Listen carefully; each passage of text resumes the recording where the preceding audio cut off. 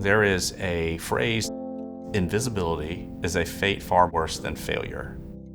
So when I give feedback to those around me about shaping their own careers, I tell them to really make a mark. You need to advocate for yourself. Raise your hand, ask for guidance, build that network of mentors who will support them in their journey. Because I've been very blessed to have a handful of mentors and I trusted them. That trust has allowed me to take on roles that I never would have envisioned that I would do when I was an undergrad at the University of Texas. I've known Andrew since he was a student at McCombs. He was one of 2 students who got an A that particular semester in my class, which he brags about. And it wasn't that that particular class was a poor class, it's just that he excelled. But the thing I remember most is the fact he would come after class and talk. His intent was to gain as much knowledge, and I see that as a commitment to his craft. And I consider it to be a craft. I know I wouldn't be here today if it weren't for those mentors, and that's why I want to support the careers of the next generation coming up, because I feel an obligation to pay it forward each and every day. Is touching the single most critical, most sensitive part of our organization, which is our people.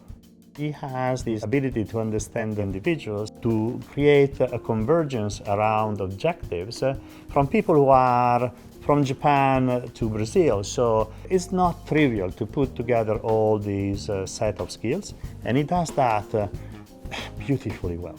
I feel very grateful to be in the role that I'm in because while it's Chief Human Resources Officer and it's Managing Director role, it's really the opportunity to enable others, empower others, and support others. So I feel working internationally has been such a gift to do that on a global scale. The fact that he could go move his family from Houston to Singapore and take on a whole new role and still achieve at a very high level speaks volumes about him as an individual. You got to go through the pain to get the gain. You got to go through the test to get the testimony. And he's done that.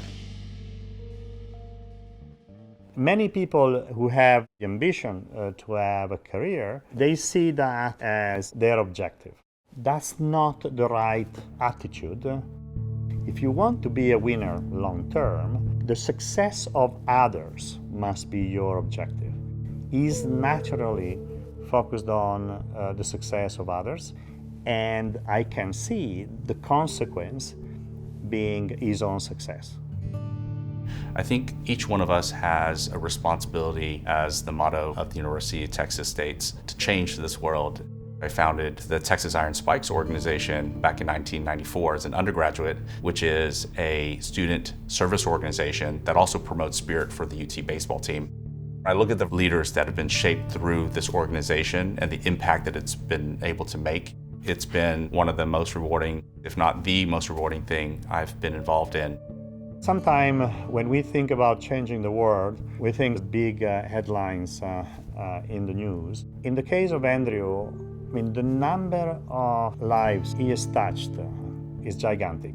As my wife and I were thinking about how we give back, we were in a fortunate position to be able to contribute to the Vo Family Auditorium at the new Admissions Welcome Center at the University of Texas, which gives me chills because that's where students began their journey.